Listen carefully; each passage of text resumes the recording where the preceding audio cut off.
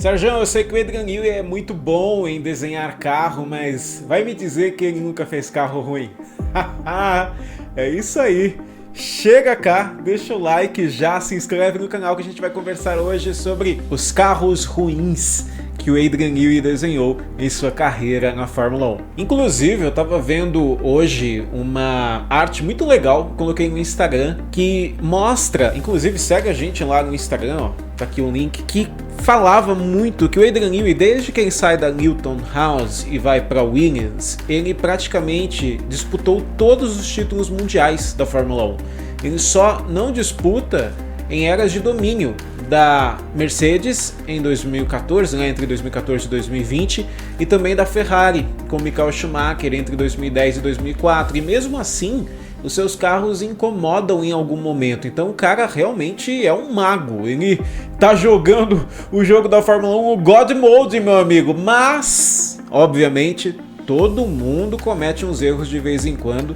E eu peguei aqui 5 carros que o Newey perdeu a mão. McLaren MP417A. A gente começa com o McLaren MP417A. Esse modelo aí é o de 2002, a gente vai falar do de 2003 já já. Mas o que aconteceu? Esse carro ganha uma corrida no ano no GP de Mônaco com o David Coulthard, mas 2002 é aquele ano de um domínio inacreditável do Michael Schumacher, né? Ele ganha o campeonato praticamente no meio do ano. Acho que só... Agora eu não lembro se 2002 foi pior que 2004, mas 2002 e 2004 foram anos que o Schumacher passeou na Fórmula 1. E por que esse carro não era bom, Sérgio? Ele terminou em terceiro no Mundial de Construtores, que é uma posição boa para a equipe, né? Não tenha dúvidas com relação a isso. Porém, uma parada que pegou bastante foi que a McLaren tinha acabado de romper o seu contrato com a Bridgestone. Na época, a McLaren entendeu que a Bridgestone estava trabalhando muito mais para a Ferrari e especialmente para o Michael Schumacher. É isso mesmo, o Schumacher treinava que nem um maluco lá em Fiorano, sempre usando os pneus da Bridgestone e pedindo para que a Bridgestone entregasse pneus que atendiam às suas características. Praticamente todo mundo na Fórmula 1 entendeu naquele momento que a Bridgestone fabricava pneus pro Michael Schumacher. E a McLaren falou, que pra vocês, eu vou pra Michelin. Eles fazem um contrato com a Michelin, só que não tiveram tempo para testar o carro com os pneus da Michelin. O pneu é uma coisa, né, básica de corridas, de carro. Então, essa falta de tempo para testar fez com que o carro não fosse trabalhado da melhor forma para trabalhar com os pneus da Michelin. E para piorar a situação, a McLaren estava no momento de transição, trabalhando na nova fábrica e também construindo um novo túnel de vento na época. Então tudo estava dando errado nos bastidores para o Newey. Ele, inclusive, chama o design do MP417A de atrapalhado. Ele encontrou vários problemas no design do carro, antes, obviamente, de mudar para o modelo que a gente vai falar já já. Rede BRB11.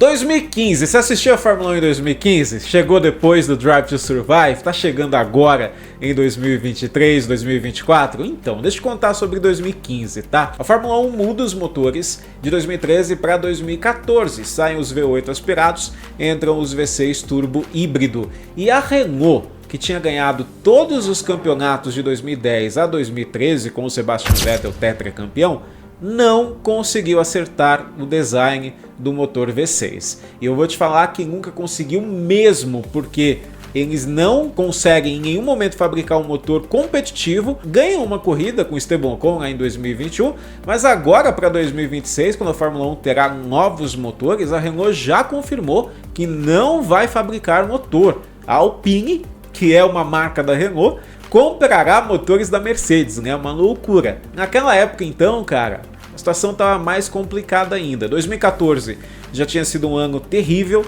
mas o Daniel Ricciardo venceu 3 corridas com o RB10, porém com o RB11 em 2015 nada acontece feijoada. O Daniel Kvyat e o Ricciardo são os pilotos da Red Bull, porém esse problema com os motores da Renault fizeram o carro não ter um lado competitivo. Aí você fala, Sérgio, mas assim, não é o carro, é o motor, concorda? Tudo bem, pode ser, mas eu coloquei ele aqui por um motivo.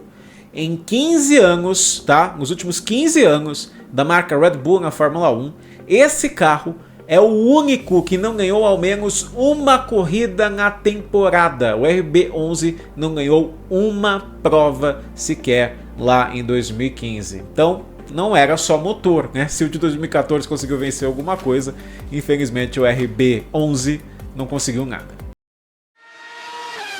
Mach 891. Ah, o Littlehouse March 891, esse carro que é bonitão aí, não foi um carro muito legal do Adrian Newey. É o último carro dele antes de partir para Williams. Só que tem algo interessante, tá? No meio de 89, o Newey descobre que o túnel de vento que eles usavam estava com um problema no solo, e isso gerava dados que não eram realistas para o pessoal que ia fabricar o carro, que ia fazer o design. E por causa disso, o difusor era muito agressivo e não entregava o que a equipe esperava. Só no meio do ano que o Newey foi descobrir isso. É bom lembrar que em 89 o Gugelmin até consegue um pódio aqui no GP Brasil com esse carro, mas foi a única vez em 89 que esse modelo da Littlehouse pontuou, tanto que eles terminaram o campeonato na 12ª posição. E essa questão do difusor mais agressivo fez o Newey fabricar uma caixa de câmbio que também não funcionava direito, porque o Newey sempre teve essa parada, né, de trabalhar com a aerodinâmica e mexendo na mecânica para não atrapalhar a aerodinâmica, sabe? O bom de se falar é que o Newey consegue resolver o problema do carro, e em 1990, já com esse carro atualizado, o Ivan Capelli chega a liderar boa parte do GP da França. Ele perdeu no finalzinho quando o Prost foi lá e o ultrapassou. Só que o Newey não estava mais trabalhando na Littlehouse, porque ele já estava a caminho da Williams. McLaren MP418. Mas antes da gente ir para a Williams, você já sabe qual é o pior carro que o Newey já desenhou. Antes, vamos falar do MP418, que é o carro da McLaren usado em 2003. Curiosamente, em 2002, a gente já sabe que a McLaren não tinha um carro muito bom, então eles foram atualizando.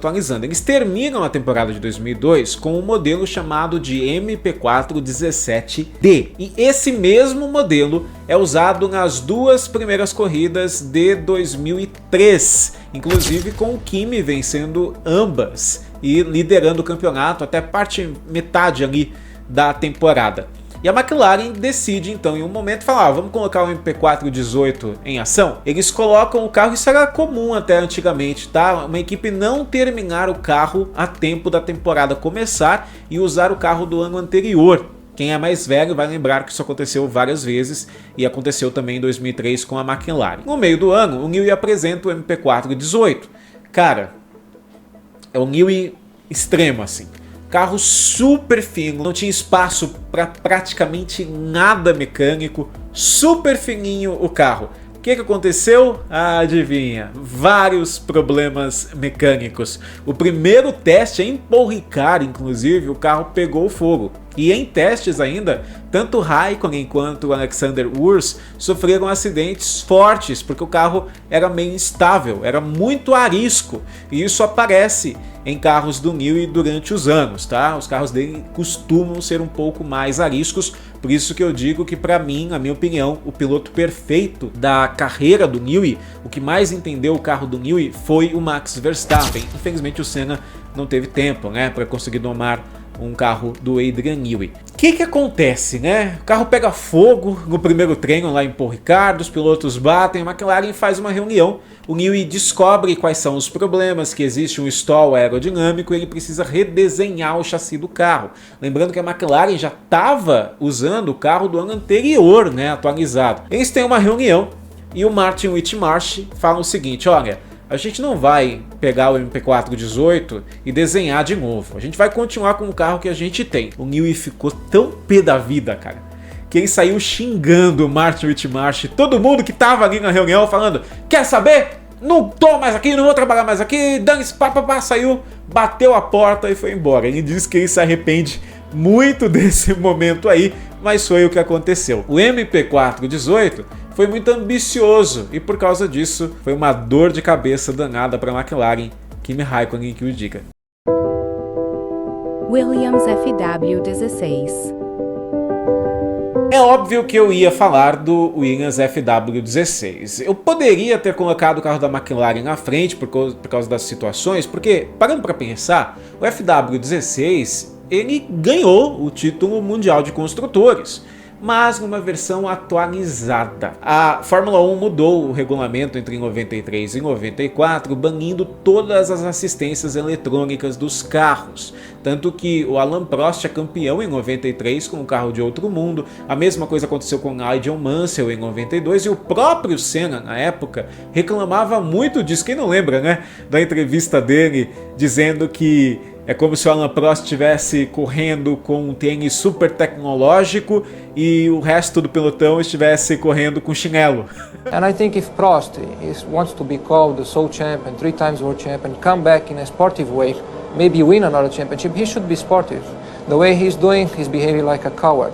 And if he wants to be sportive, he must be prepared to race anybody at any condition, at equal terms, and not the way he wants to win a championship. Everything has been laid down to him before you start. It's like if you go in a 100-meter sprint and you want to have running shoes and everybody else should have lead shoes. That's the way he wants to race. This is no racing. And this is bad to all of us.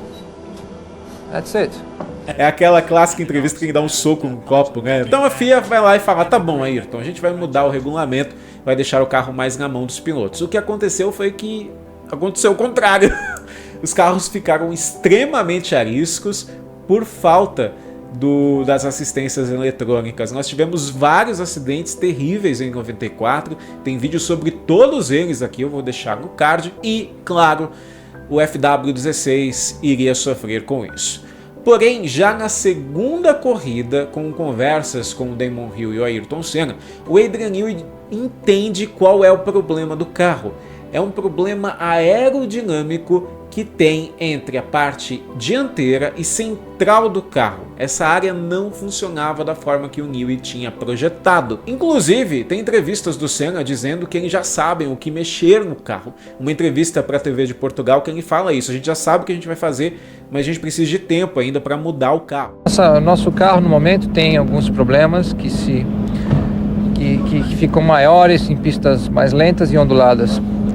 Naturalmente, com o motor Renault, que tem uma boa potência, pistas mais velozes nos dão alguma vantagem sobre a Benetton, que é o carro mais competitivo do momento. Mas, por outro lado, os problemas que nós já identificamos no Brasil e aqui estão sendo trabalhados no momento na Inglaterra pela equipe, e eu espero que já em Imola a gente tenha algumas modificações no chassis que permitam então uma melhoria na performance do chassis. Digamos que é uma articulação da suspensão da frente com o aerodinamismo? Não, é uma combinação, é um conjunto de aerodinâmica e suspensão, mas é um problema que ocorre sempre quando se muda um regulamento drasticamente e os carros têm que ser modificados rapidamente. Existe um risco sempre muito grande de algum erro, e foi o que ocorreu para essa temporada de 94. O Newey ia mudar justamente a disposição dos sidepods para que essa questão aerodinâmica fosse resolvida. Por causa de tudo isso, o carro era muito instável, os pilotos não tinham o carro na mão e ele sofria especialmente em curvas de alta velocidade. É uma pena que na segunda corrida o Newey descobre o que está errado e na terceira corrida do ano o Ayrton Senna perde a vida lá em San Marino. O carro claramente é atualizado, vem o FW16B e com esse carro o Damon Hill chega a lutar pelo título mundial em 94. A gente não precisa duvidar que o Senna teria sim disputado aquele título mundial contra o Michael Schumacher e não sei, cara, pode ser que tivesse vencido aquela temporada de 94, porém a gente nunca vai saber. O Adrian Newey comenta em seu livro que o FW16 é um peso que ele tem na consciência muito forte, porque a única vez que um piloto perdeu a vida guiando um dos seus carros foi logo o maior de todos os tempos.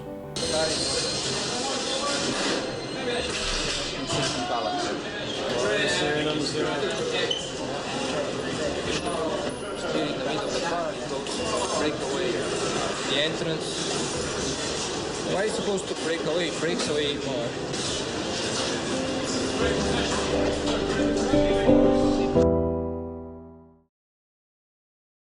Deixa eu falar uma coisa pra vocês, eu ia fazer esse vídeo falando dos melhores carros e dos piores, eu decidi fazer só dos piores. Vocês querem que eu faça uma lista dos melhores carros também do Adrian Newey? É menos curioso, né, porque a gente marca bastante os carros que são bem sucedidos e os que não são a gente acaba esquecendo, então por isso que eu quis fazer um vídeo só sobre isso. Se vocês deixarem um like e pedirem, eu faço a parte dos melhores carros que o Newey já fabricou, o mago da Fórmula 1 que agora está na Aston Martin. O que você acha que vai acontecer, hein? Você acha que o Alonso vai conseguir o tri mundial? Ia ser bacana, fala a verdade, né?